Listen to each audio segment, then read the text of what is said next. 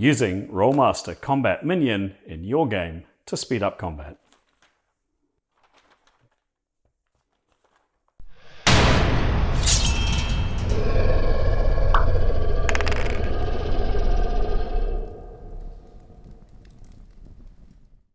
Hello, I'm Chris, otherwise known as GM Chance, and welcome to Of Horrors and Heroes, a tabletop role-playing YouTube channel which focuses on tips, tricks, suggestions, reviews, opinions, and actual play. I touch on a number of different systems and different games in this channel, but devote most of my commentary to my favourite, my beloved Rolemaster. Really hope you find something useful and interesting in terms of what you're about to watch for your game.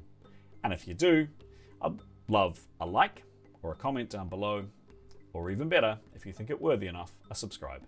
Thanks very much. So, Rolemaster Combat Minion. What is it? As mentioned, great piece of software to dramatically speed up combat in Rolemaster. It's web-based, so it can be used on either a PC or a laptop or potentially a browser, and it tracks everything as part of a combat in the Rolemaster game. Initiative, hits per round, hit points, damage, etc, etc, etc. It looks up attack results, and it looks up critical results too, and records, tracks, and does kind of that admin as part of the game. So what problem does it solve? Well, Rolemaster has a nickname, Chartmaster, and I was going to say perhaps uncharitably and unfairly given nickname, but let's be honest, it's kind of true. Rolemaster has a lot of charts and a lot of tables. It's just fundamental to the game. It's just part of it. That's one of the reasons I like it. So if you're not familiar or too familiar with how the game works, each weapon, or certainly the majority of the weapons, has its own individual attack table. And depending on which one of the 1 to 20 armor types that an opponent is wearing, 1 being no armor, 20 being full plate, a particular attack will end up with a particular result. So, and then if the result is severe enough, a critical could result. So firstly, you need to look up the table for the weapon, you then need to check the result, and then you need to look up a critical. If you know the game and you know the rules and you know the books, it doesn't necessarily need to take a long time. And hey, for many years, decades in fact, I GM'd, I think successfully and enjoyably so, using the books and a calculator and a pencil and a piece of paper.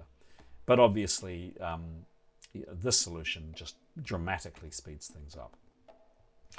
It's not unique. There's obviously other software out there, most noticeably Fantasy Grounds, the virtual tabletop, which combines both keeping track of combat, but also character management and mapping software and other things. And I believe there are others out there too. I mean, why I like it, it's just simple and intuitive to work. It's very easy to get your head around. It's very easy to figure out what's going on and to update and to run basically. And it works. It works well. Some aspects about it that I would like to see changed. Probably the major one is the backup. Because it's browser based and because it all lives in the cache. If you happen to update or clear your cache or whatever, yeah, that can be a problem. Now there is a way of manually going in and backing up Combat Minion, taking a copy of the file and saving it somewhere. Yes, you can do that, but obviously some kind of automatic backup system would be ideal. I can't quite see that happening anytime soon, but yeah, it's just one of the features I personally would love. Another just very quick tip. I recently discovered that Combat Minion didn't like the HTTPS version of the browser that I was using. In other words, the S part of it. So HTTP was fine, but the S setting, the secure setting on the particular browser, Combat Minion had a problem with. So just as a quick FYI, if you strike that issue, change that secure setting, and the software should run fine. A couple of last comments. The software was developed, I think, around about 8 to 9 years ago by a gentleman living in Australia, a guy by the name of David Webster, I believe his name is. David seems to be a fantastic bloke. He was actually the person that helped me with my HTTPS issue earlier on, and he very generously gave up his time to help me solve my problem. So hey David, thank you very much for developing some great software and helping out a whole bunch of GMs like myself. So there is a free version of the software. You can go on and basically kind of try before you buy. There are a bunch of tables and charts and a few critical tables you can test, not many. So a few attack tables and a few critical tables, not many, but just to give you a flavor of the software. The full software is, as mentioned on screen, is $20. So a relatively modest sum, and you can purchase that through Drive-Through RPG, and a link will be down below. Just lastly, in terms of versions that the software works with, I mean, pretty much anything up until Rolemaster Unified, the new Rolemaster system that's out. Yeah, and just again, easy to use, easy to get your head around, and it just works. Highly recommend you have a look. So, a very quick overview of the software. On the right hand side over here we have our goodies, our player characters, and over here on our left hand side we have our player characters, our goodies, and on the right hand side we have our NPCs and our creatures and our foes. Over here we have new encounters, just as it sounds, new fight. The encounter log, and I'll come to that and I'll explain that a little bit more once I complete a demonstration of how the software works. And then rolling the dice, or dice rolls. And these, as it says at the top, are for either automatic perception, moving maneuver, and staves and wands achievement rolls. And you can see the various rolls listed there. Ooh, there's a nice little 100. How about that? Down here, ending the round, and obviously onto the next round, rolling for initiative. The next actor, the next person to act, or the previous person by clicking back, and then clicking the attack button. Looking at an individual character, so if we go to edit, we can see here you fill in the name of the character with and put in a keyword filter, whether they're a player character or an NPC, their level, their max hits and their current hit points, their armor type out of 20, their defensive bonus without a shield, their shield's defensive bonus if they're carrying one, their power points. Now, one thing this piece of software doesn't do is track power points for you. You still need to do that manually, but still useful actually having a place to record them here. The initiative modifier, and then perception, moving maneuver, and attunement, which was in that dice roll up here too. And the combat conditions I will show in action in a minute or so when we do a quick demo. In terms of the OBs, the offensive bonuses, and the weapon attacks, and the different types of weapons and attacks, there is no shortage. So if we start at the top, you can select one of the core Rolemaster ones, so the core Rolemaster weapons out of Arms Law, both in terms of melee, you can see there, and ranged, which you can see further down, directed spells, small creatures, medium creatures, large creatures, huge creatures, martial arts, the dreaded fall and crush attack table, arcane companion, elemental companion, martial arts companion, and then the armory, the various attack tables out of the armory, blades, oriental, pole arms, etc., etc., etc. So that's roughly how to set up and how the software looks. Yeah, let's take it for a quick test drive. So let's have a look at how Rolemaster Combat Minion works. So here's our wee scene. Yeah, not especially nice, is it? We can see here this poor chap. He doesn't look like he's having a very good day. And I'm not quite sure what's going on with this guy here, quite how his bones are all staying together. So anyway, here are our heroes. We'll come to them in a second. You can just make out their campfire over there in the distance. The characters have heard some kind of noise. They have come down this road down here. They've spotted the carcass of an ox here, so they're on kind of alert. They're ready for action, and yeah, just before we click go on this little session, this little demonstration of combat minion, they've just been ambushed. So our fighter here, Valhim, has two Orcish warriors armed with clubs that have rushed out from him. A blow hasn't been swung yet, but it's certainly about to.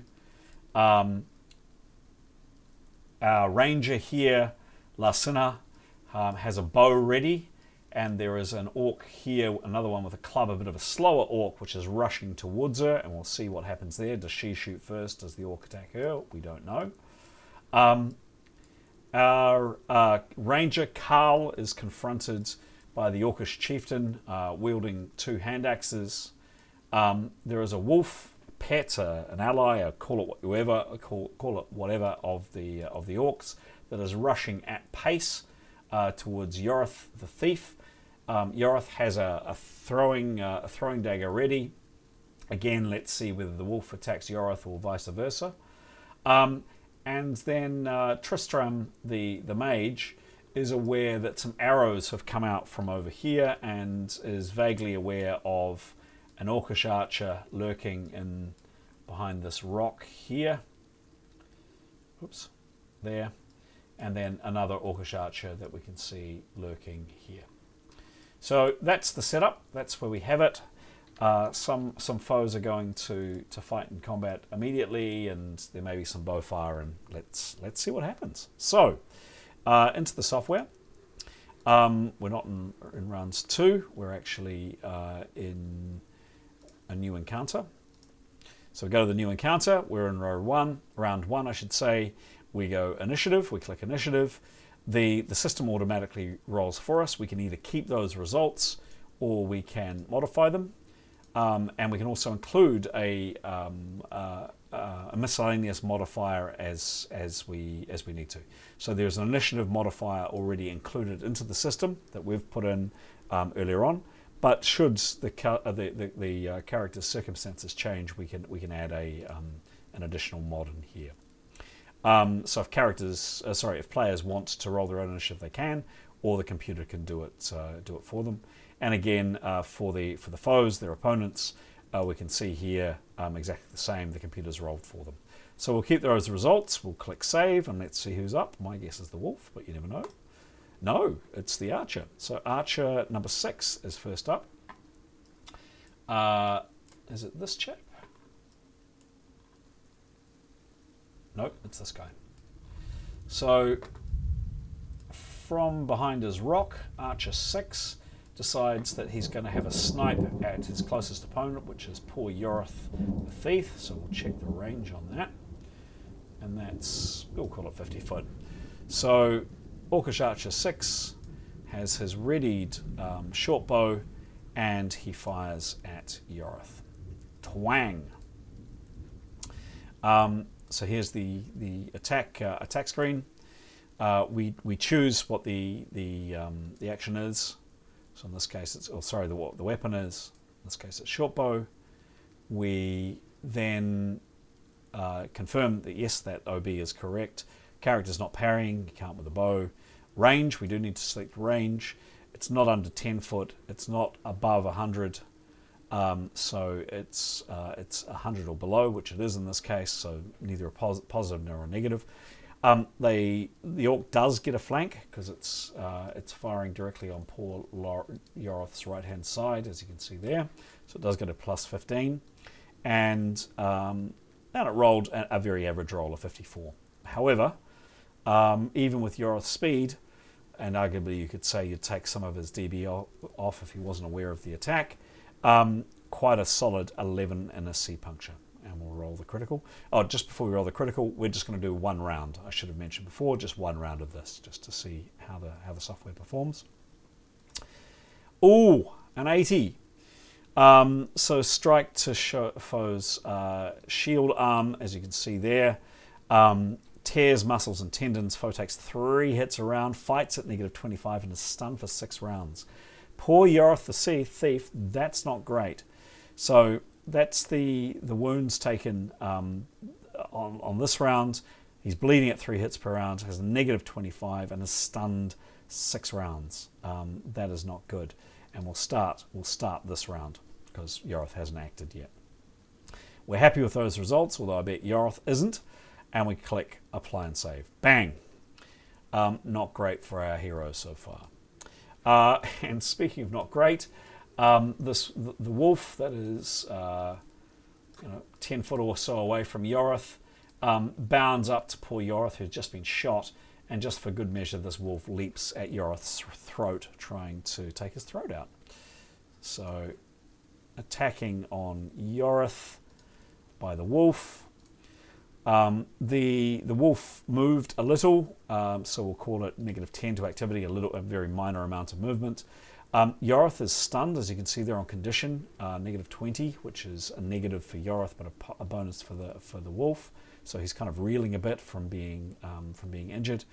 The wolf didn't roll very well, however, and only does Yoroth 2 hits. Yoroth is lucky. He still has his throat intact. Moving on, Yoroth the thief. He's stunned, so there's not a lot he can do. Probably with his 50% action that he has available to him, I think it's 50, yes it is 50, he'd probably stagger back a little, trying to put a bit of distance from the wolf. Call it that far he can move back. Not much. Very little he can do. If he was doing anything more anything more severe, I'd ask for a moving maneuver, and he'd have a negative 50 to the moving maneuver. But just walking backwards, I'll give him that. Next up is the orc leader with 2 hand axes on our friend Carl the rogue. The orc leader winds up his first shot. Now he gets 2 attacks. He's wielding 2 weapons. The first attack on Carl using the orc's main weapon is 75. Crunch. These orcs anyway are basically psychopaths. They don't believe in parrying, so no parry from the orc. He rolled a 2, however. And that is definitely a fumble. So now, one thing the software doesn't have is the fumble results, at least that I've found. It doesn't have the fumble results included in it. So therefore, we're going to go the old-fashioned method and look and see what were the results on that fumble. Weapon fumble, one-handed edged. Roll the dice. There's a 0. There's a 2. Lose your grip on the opponent and to get in an open blow. Maybe you will improve. Interesting. So missed with that shot, but it wasn't a very severe fumble. I'm not quite sure if this is fair, but I'm going to say that was with the first axe. Because it was such not a very severe fumble, I'm going to say that orc chieftain gets to attack again. Arguably, yeah, I guess he does. So he's rolling with his 50, which is his offhand weapon. 50 in there. 47. I didn't say whether Carl was defending earlier on. I didn't get the chance because the orc rolled so poorly. I would say that Carl is parrying 10. 50 with the hand axe, plus a roll of 47 from the orc, minus a 15 dB and parrying of 10 for a 25 dB is a net result of 5 hit points. So we go to apply, and you'll see there that Carl has taken 5 hit points. He got off pretty lightly, considering the orc managed to fumble first time round. Next actor. Number 4 with the club. Which one is this? It is not that one. That one. So, Valheim, our fighter, has elected to attack face on this orc here, which is the first one to come on him. This orc here, therefore, gets a flank attack on Valheim. Valheim is going to parry this orc, but this one here that's about to attack gets effectively an open shot on the knight. So attacking Valheim, wallop, gets a flank attack, so facing, changing the facing with the option of either flank, or rear, so plus 15 for flank. Doesn't get his DB from his shield because it's on the other side of his body, so I'm going to mark that off, and as a result, the orc does 6 hits on the Valheim, the fighter. Valheim is encased in a half plate, so it is pretty hard to hit him, and a 29 is not a great roll. So applying the 6 hits to Valheim, and then we go on to next actor. Lacinna, so she's lucky. She gets to act first. She had her bow and arrow readied. This orc didn't win the initiative between her and him, so she gets to shoot first. She's firing at a distance of less than 10 foot as this orc is bearing down on her. She'd better hope she hits. So attacking number 3, and she'll get a bonus for that range. So Lacinna is using her composite bow, plus 69. The range is under 10 foot, so she gets a plus 25 for that. She rolls really well. The orc doesn't get any DB apart from their natural DB, and that's a whopping 26 on an E puncture. So the 26 hits are applied, and then the critical, average critical, hits the orc in its chest, bleeding moderately heavily at 4 hits per round, another 5 hits, fights at -10, and stunned 1 round. Stun no parry 1 round. Wallop. So the arrow from Lacinna goes straight into this orc, and it basically stops it in its tracks, and it just stands there kind of stupidly with this arrow sticking out of its chest, presumably, and it's bleeding.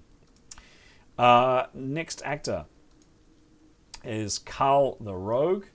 Carl wasn't prevented from attacking, so he is going to attack. Now he also gets 2 attacks. You can see there he's got a dagger and a sword, so he's going to get 2 attacks on this Orc Chieftain. The Orc Chieftain didn't parry, and Carl did, so he'll have a penalty to that.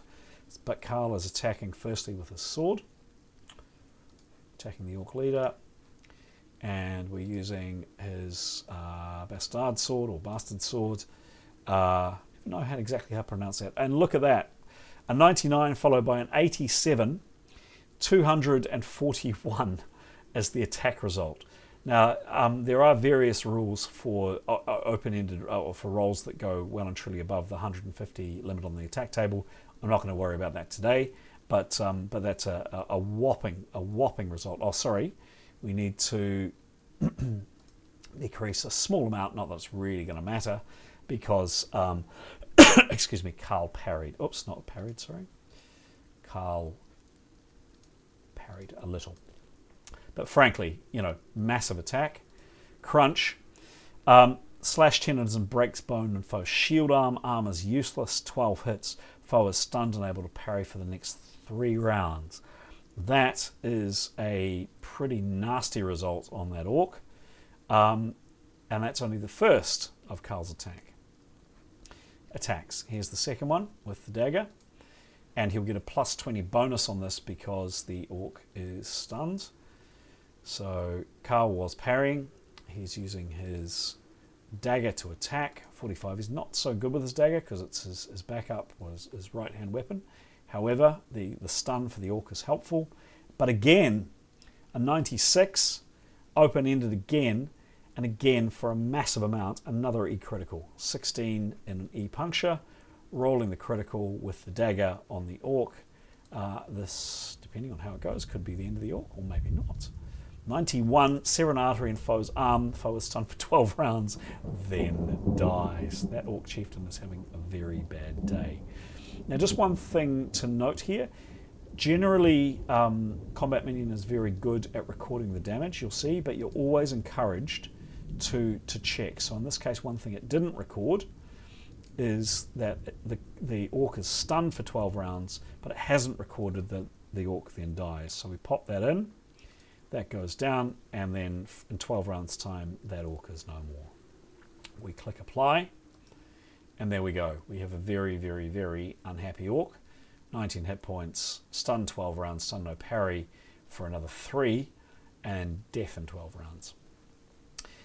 Next up is our mage, Tristram. Tristram is going to blast this wolf at absolute point-blank range with a prepared water bolt. And we'll go on the wolf. Here we go. And we'll go for a water bolt. The range is indeed correct there at, you can see there, plus 35. However, a very poor result from Tristram, and even he would get a flank, admittedly, plus 15 for a flank. There you go, and that flank made all the difference. It would give him 7 in an A impact. Flank, oh, I don't know. Yeah, I'll give him a flank. Give him a flank. Hey, we're feeling generous. Yeah, that's kind of a flank. We'll go for that. 97, blast to the head, plus 20. If foe has no helm, he's knocked out and in a coma 1 month. If foe has a helm, he's knocked out for 1 day. Well, wolves don't wear helms, so that is one toasted wolf. And Wolfie Boy is out of the fight. Number 5, the archer, this guy here. Probably take a shot at the closest person. I'm going to say is that a rear? Not quite. I'm going to say that's a flank. What's the distance to, 58, 60 foot to Yorith. Orc 5 launches his short bow at the thief, who is not having a good day. It's another flank. It's with a short bow. It was a good roll. Yorith is unfortunately stunned, which means he doesn't get much of his DB, and that is 20 in an E-puncture on poor Yorith, and that's a 98. Yorith unfortunately gets shot through the heart. He reels 10 foot off, collapses, and dies. He is dead he's dead now. That's not good for our heroes. So Yorith, for argument's sake, staggers off 10 foot this way to about there, collapses, and dies. Alas, poor Yorith, I knew him well. And then, who's next? Orc 2 with 1 hand axe. This one here is facing Valheim the fighter. This orc has decided he doesn't like parrying anyway, and is going to just try to bash.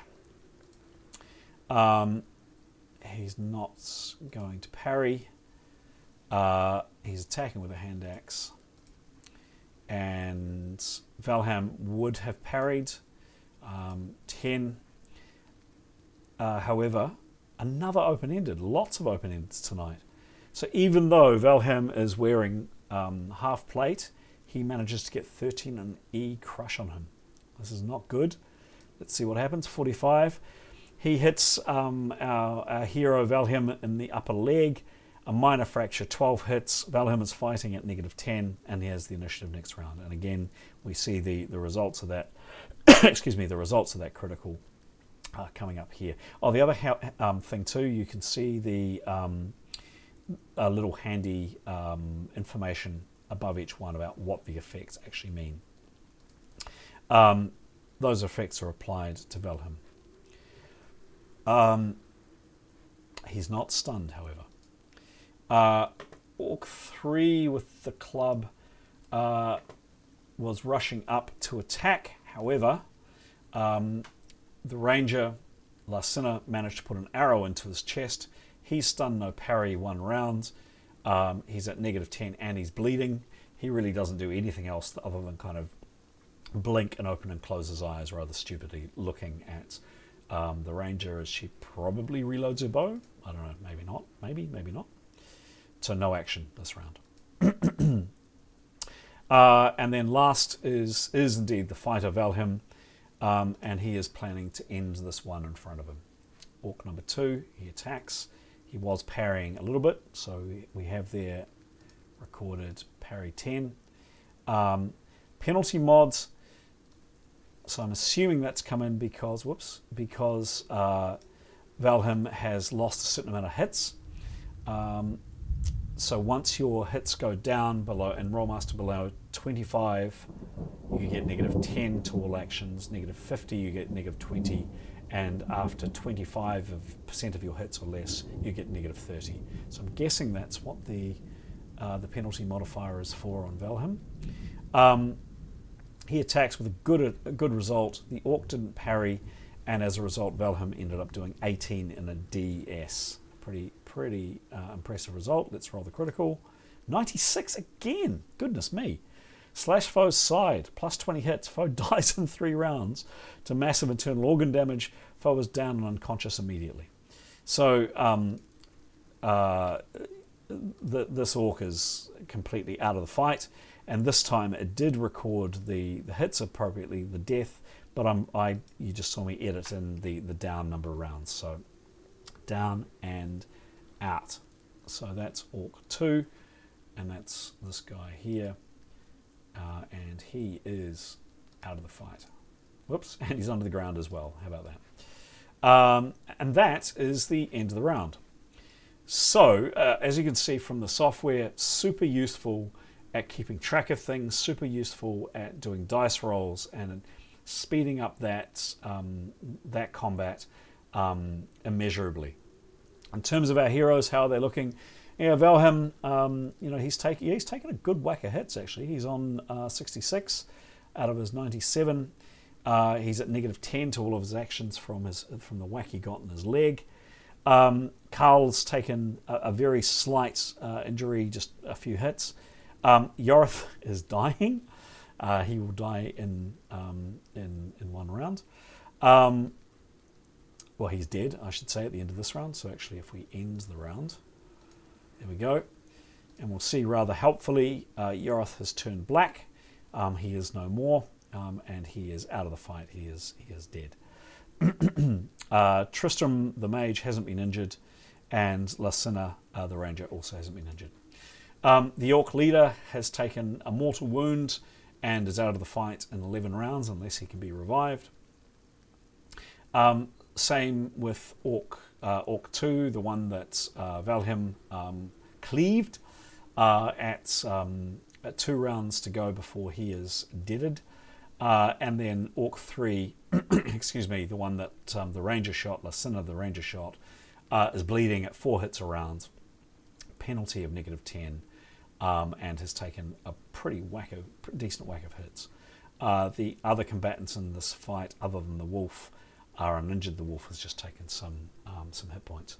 So that's how it works. That's how the software performs. That's how quickly and easily you can blast through a round. And obviously I did quite a lot of narration here, so it's probably a bit slower than it normally would be, potentially, depending on what players do. But yeah, you get a sense of the power of the game and how quickly it works. And how quickly it can help speed up your game. A couple of last points. The encounter log. So one of the neat things here is you get a record of all of the things that happened in the round, and you can just simply cut and paste and save that if you need to check or look at it later on. last couple of points on the software. You can also backup and restore. So if we go into here, we select, we copy, paste, we cape that text, and then if we wanted to restore that, we would just simply into another browser or another place that we are, or if we wanted to clear our cache or whatever, we would pop that information in there. Excuse me, and the characters would be reset to their current state as they are now on screen. And you obviously just click restore and you're good to go. So yeah, a couple of things on settings. The initiative, you can get to choose what your flavor of initiative is, and then penalties due to hit loss. I certainly play those rules. I think a lot of GMs do, so you can keep those on as well. So that's it. Hugely useful piece of software. There we have it, Rolemaster Combat Minion, a fantastic piece of software which helps streamline and speed up your Rolemaster combats. Hope you found this video of use and interesting. Hopefully something there for you for your game. And yeah, if you did get some benefit out of it, would love either a like, a comment, or a subscribe. Thanks very much, and see you in the next video.